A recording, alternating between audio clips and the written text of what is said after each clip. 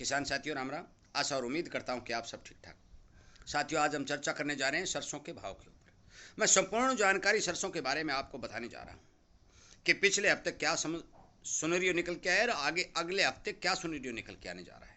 साथियों, सबसे पहले तो मैं सभी मेरे किसान दोस्तों, व्यापारियों, मिलरों, जो किसान के हितैषी हैं, और मैं मानता भी हूँ कि चाहे वो कमीशन एजेंट हो, चाहे वो ब्रोकर दलाली का काम करने वाला हो, चाहे वो किसान से माल खरीद के छोटा व्यापारी हो, चाहे किसान हो या बड़ा तेल मिल लगाने वाला हो, ये सभी किसान हितैषी काम कर रहे हैं। और इस किसान का हित करने के इन्होंने बार बार सबूत भी दिए हैं, वो मैं भी इस वीडियो में भी आपको बताने जा रहा हूँ। साथियों, मैं उन सब लोगों का धन्यवाद करता हूँ और मैं उम्मीद करता हूँ कि वो इसी तरह किसान हित में काम करके आगे से आगे इस जागरूकता अभियान को जो किसान द्वारा चलाया गया है, इसको आगे से आगे बढ़ाएंगे, तमाम जानकारी अनेक लोगों तक पहुंचाने का काम करेंगे। साथियों, आप सबका सबसे भी मैं उम्मीद और प्रार्थना करता हूं कि यदि आपको संपूर्ण बाजार की सटीक जानकारी चाहिए तो आप इस चैनल के साथ जुड़ करके ये प्राप्त कर सकते हैं।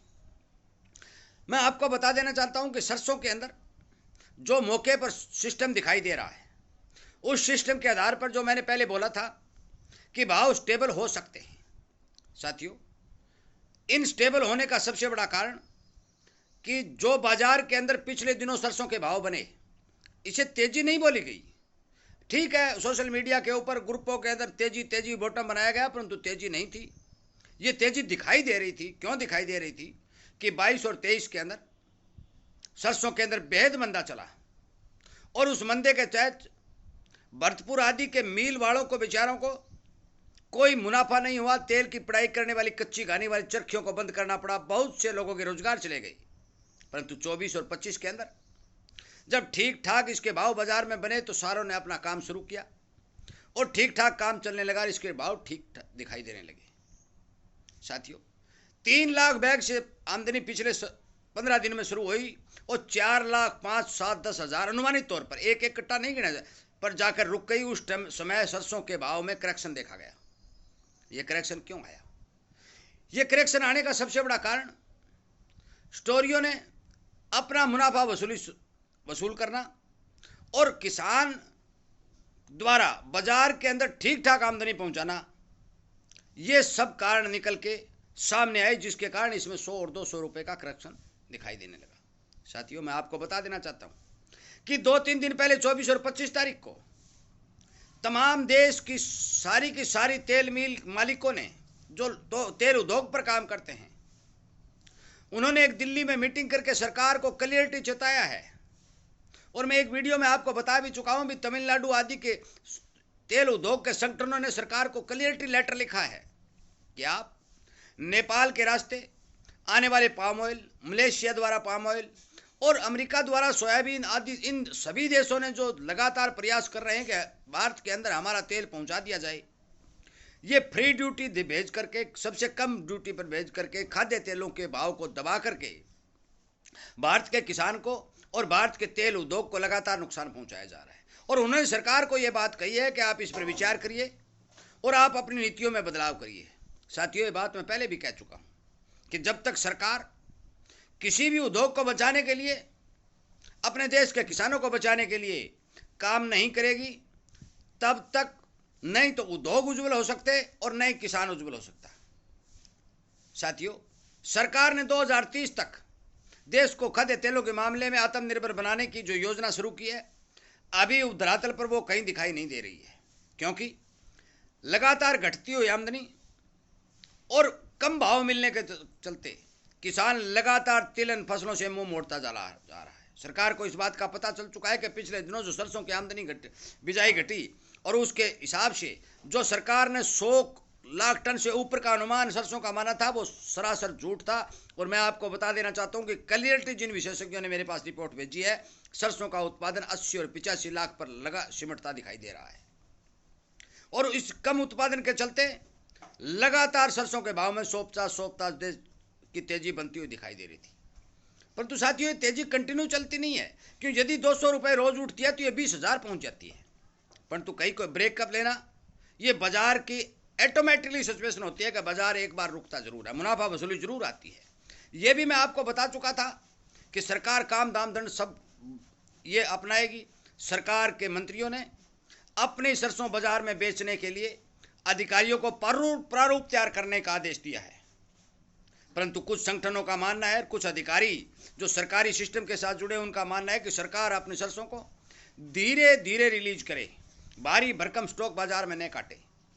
और इस बात की उदाहरण है कि सरकार को इस बात का डर सता रहा है कि यदि आपने भारी भरकम स्टॉक बाजार में काट दिया, एक बार तो भाव दब जाएंगे, पर आने वाले समय में सरसों के भाव को रोकने वाला कोई नहीं होगा। साथियों, इस योजना के तहत जो बाजार के अंदर खबर आई कि सरकार अपना माल बाजार में काटेगी, और सरकार के ने 2 बार बोली लगवाने की कोशिश भी की, परंतु दोनों बार सरकार की बोली रिजेक्ट की गई, क्योंकि सरकार अपना माल 66 और 6500 में बेचना चाहती है, परंतु बोली दाता है वो 6200 और 6000 में लेना चाहते हैं। वो बात भी ठीक है, क्योंकि सरकार का जो माल है वो किसान के माल के मुकाबले में सही नहीं है। सरकार के पास गोदामों में जो माल लगा हुआ है वो सरकारी अफसरों की गलत नीति और गलत सिस्टम के चलते वो माल 19 माना जा रहा है।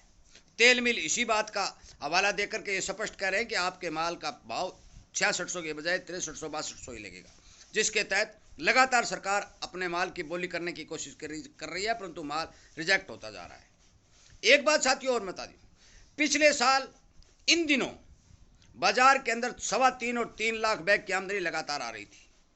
अब की बार यही सुन रही है, अब की बार इन दिनों लगातार चल रहा है। एक बार आमदनियां बढ़ी थी, परंतु वही सिस्टम अब की बार दिखाई दे रहा है कि 3 और 3.5 लाख बैग के लगभग बाजार में आमदनियां आ रही हैं। साथियों, मैं बता देना चाहता हूं, बात हम भाव की कर रहे हैं। जो बॉटम आज बना हुआ है, किसी प्रकार की मंदी का कहीं दूर दूर तक संकेत दिखाई नहीं दे रहा है। एक बार सलोनी 8200 से ऊपर भी पहुंच गया, और आने वाले समय में मैं बता दूं कि अभी तो जो मेरे पास रिपोर्टें आ रही हैं, जो मेरे जानकार जो सूत्र बता रहे हैं, उसके हिसाब से सरसों के भाव में भारी तेजी मौके के ऊपर दिखाई नहीं दे रही है, परंतु इन भावों से सरसों टूटने की संभावना भी नहीं दिखाई दे रही है। साथियों, मैं आपको बता दूं कि जिन विशेषज्ञों, जानकारों और बाजार के रखवालों जो लगातार किसान की मदद करने के लिए काम कर रहे हैं, उनका कहना है कि हो सकता है कि दिवाली तक इसके भाव में बॉटम बनना चाहिए। कितना बनता है इस बारे कोई नहीं कहा जा सकता।